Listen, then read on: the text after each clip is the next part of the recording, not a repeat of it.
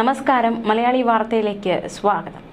ലോകം കഴിഞ്ഞ ദിവസം ആകാംക്ഷയോടെ ഉറ്റുനോക്കിയിരുന്ന ഒരു കാര്യമാണ് ട്രംപ് പുടിൻ കൂടിക്കാഴ്ച. അത് കഴിഞ്ഞ ദിവസം അവസാനിച്ചിരിക്കുകയാണ്. തീർച്ചയായിട്ടും ചില കാര്യങ്ങളൊക്കെ തീരുമാനമുണ്ടാകുമെന്ന് കരുതി, പക്ഷേ പലതിലും തീരുമാനമായിട്ടില്ല. US പ്രസിഡന്റ് ഡൊണാൾഡ് ട്രംപും റഷ്യൻ പ്രസിഡന്റ് വ്ളാഡിമിർ പുടിനും തമ്മിലുള്ള നിർണായക കൂടിക്കാഴ്ച 3 മണിക്കൂറോളമാണ് നീണ്ടുനിന്നത്. ഈ ചർച്ചയിൽ സമാധാന കരാറിൽ ഏർപ്പെട്ടില്ല എന്നത് ഏറ്റവും ശ്രദ്ധേയം.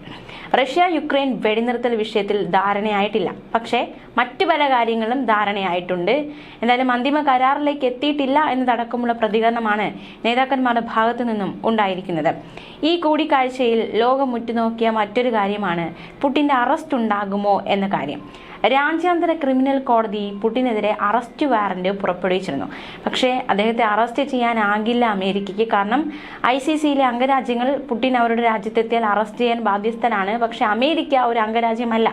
അതുകൊണ്ട് തന്നെ ഈ പുടിനെ അറസ്റ്റ് ചെയ്യാനുള്ള ഒരു അവകാശം അമേരിക്കയ്ക്ക് ഇല്ല എന്നതും ഏറ്റവും ശ്രദ്ധേയം. നിർണായകമായ പല തീരുമാനങ്ങളിലും നേതാക്കൾ എത്തിയിരിക്കുകയാണ്. ട്രംപ് പുടിൻ കൂടിക്കാഴ്ചയിൽ നാറ്റോ രാജ്യങ്ങളുമായി ഉടൻ സംസാരിക്കുമെന്ന തീരുമാനത്തിൽ നേതാക്കൾ എത്തി.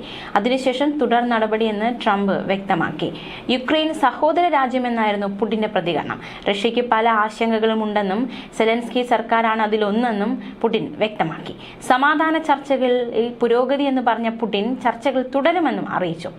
ട്രംപിനെ പുടിൻ മോസ്കോയിലേക്ക് ക്ഷണിച്ചു. ആ ഒരു ക്ഷണം ട്രംപ് സ്വീകരിക്കുമോ, മോസ്കോയിലേക്ക് പോകുമോ എന്നതൊക്കെ ഒരു ചോദ്യമായി നിൽക്കുകയാണ്. എന്തായാലും ഇവർ തമ്മിൽ ചില ധാരണകളിൽ എത്തിയിട്ടുണ്ട്. അത് ഏതൊക്കെ കാര്യങ്ങളാണ് എന്നൊരു വ്യക്തത ഇനി ലോകത്തിന് അറിയേണ്ടതായിട്ടുണ്ട്. ലോകം ഇനി ഉറ്റുനോക്കുന്നതും അതിലേക്കാണ്. ഈ പുടിനും ട്രംപും തമ്മിലുള്ള കൂടിക്കാഴ്ചയിൽ എന്തൊക്കെ കാര്യങ്ങളാണ് ഇരുവരും ഒരു ധാരണയിൽ എത്തിയത്? അതൊരു നിർണായകമായ ചോദ്യം തന്നെയാണ്. ഉത്തരം കിട്ടേണ്ടതായിട്ടുണ്ട്.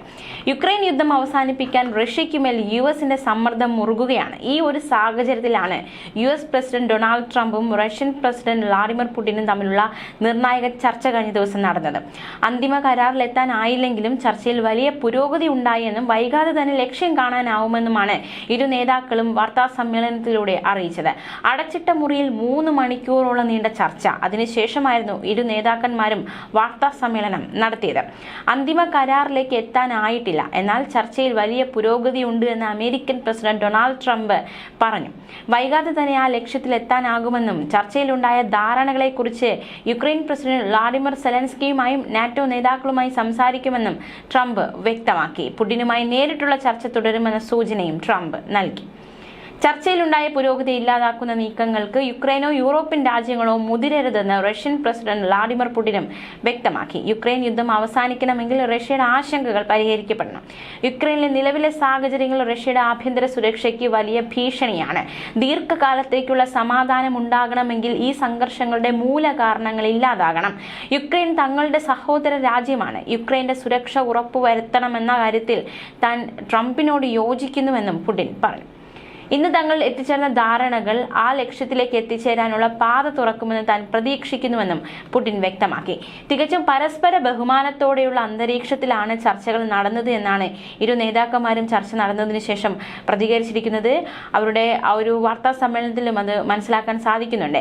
ചർച്ചയിലെ വിശദാംശങ്ങളിലേക്ക് ഇരുവരും കടന്നില്ല. സാധാരണഗതിയിൽ രാജ്യത്തിനകത്ത് വെച്ച് വിദേശ ഭരണാധികാരികളോടൊപ്പം നടത്തുന്ന വാർത്താ സമ്മേളനത്തിൽ അമേരിക്കൻ പ്രസിഡന്റ് ആദ്യം സംസാരിക്കും. എന്നാൽ ഇവിടെ പുടിനാണ് ആദ്യം സംസാരിച്ചു തുടങ്ങിയത് എന്നതും ഏറ്റവും ശ്രദ്ധേയമായി മാറി. അതൊരു വ്യത്യസ്തമായിട്ടുള്ള ഒരു കാര്യമായിട്ട് മാറിയിരിക്കുകയാണ്. അലാസ്കയിലെ സോവിയറ്റ് സൈനികരുടെ കുഴിമാടങ്ങളിൽ എത്തി ആദരം അർപ്പിച്ച ശേഷമായിരുന്നു പുടിൻ തന്റെ വിമാനത്തിലേക്ക് മടങ്ങിയത്. ചർച്ചയിൽ ട്രംപിനൊപ്പം അമേരിക്കൻ വിദേശ സെക്രട്ടറി മാർക്കോ റൂബിയോ, പ്രത്യേക പ്രതിനിധി സ്റ്റീവ് വിറ്റ്കോഫ് എന്നിവരും പുടിനൊപ്പം വിദേശകാര്യമന്ത്രി സെർഗെയ് ലാവ്റോവും പങ്കെടുത്തു. ഉപദേശകരില്ലാതെ അടച്ചിട്ട മുറിയിൽ ഒറ്റയ്ക്ക് ചർച്ച നടത്തുമെന്നാണ് നേരത്തെ അറിയിച്ചിരുന്നത്. പക്ഷെ അതുണ്ടായില്ല. 6 വർഷങ്ങൾക്ക് ശേഷമാണ് പുടിനും ട്രംപും നേരിൽ കാണുന്നത് എന്നതും ഏറ്റവും ശ്രദ്ധേയം. അലാസ്കൻ നഗരമായ ആങ്കറേജിലെ ജോയിന്റ് ബേസ് എൽമൻഡോർഫ് റിച്ചാർഡ്സൺ സേനാ താവളത്തിലായിരുന്നു ഇരുവരും എത്തിയത്. ഹസ്തദാനം ചെയ്യുകയുണ്ടായി. അതിന്റെ ദൃശ്യങ്ങളടക്കം പുറത്തു വന്നതും ലോകത്തിന് കൗതുകമായി മാറി. വ്യോമതാവളത്തിൽ നേരിട്ടെത്തിയാണ് ട്രംപ് പുടിനെ സ്വീകരിച്ചത്. ട്രംപിന്റെ ഔദ്യോഗിക വാഹനമായ ബീസ്റ്റ് കാറിൽ കയറിയാണ് പുടിൻ ചർച്ചാവേദിയിലേക്ക് പോയത്. കനത്ത സുരക്ഷാ വലയത്തിലായിരുന്നു ഈ രണ്ടുപേരും തമ്മിലുള്ള ഉച്ചകോടിയൊക്കെ നടന്നത്. ചർച്ച നടക്കുന്ന മുറിക്ക് പുറത്ത് തുല്യമെണ്ണം US റഷ്യൻ സുരക്ഷാ ഏജന്റുമാരാണ് നിലയുറപ്പിച്ചിരുന്നത്. യുക്രൈൻ യുദ്ധം അവസാനിപ്പിക്കാനുള്ള സമാധാന വാതിൽ തുറന്നേക്കുമെന്ന പ്രത്യാശയോടെ പുറപ്പെടും മുൻപ് ഏറെ നിർണായകമെന്ന് ട്രംപ് ട്രൂത്ത് സോഷ്യലിൽ കുറിച്ചിരുന്നു. പക്ഷേ ചർച്ച അനുകൂലമല്ലാതായിരിക്കാനുള്ള സാധ്യത 25% ഉള്ളൂ എന്ന് ട്രംപ് നേരത്തെ തന്നെ പറഞ്ഞതാണ്. എന്തായാലും ഒരു തീരുമാനത്തിൽ എത്തിയിട്ടില്ല, പക്ഷെ ഉടൻ തന്നെ ലക്ഷ്യത്തിലേക്ക് എത്തുമെന്ന് തന്നെയാണ് ട്രംപ് പറയുന്നത്. ഒരു കാലത്ത് റഷ്യയുടെ ഭാഗമായിരുന്ന നിലവിൽ US സംസ്ഥാനമായ അലാസ്കയിലേക്ക് വാഷിംഗ്ടണിൽ നിന്ന് 7 മണിക്കൂർ യാത്രയുണ്ട്. 6 വർഷത്തിന് ശേഷമാണ് ട്രംപും പുടിനും നേരിൽ ചർച്ച നടത്തുന്നത്.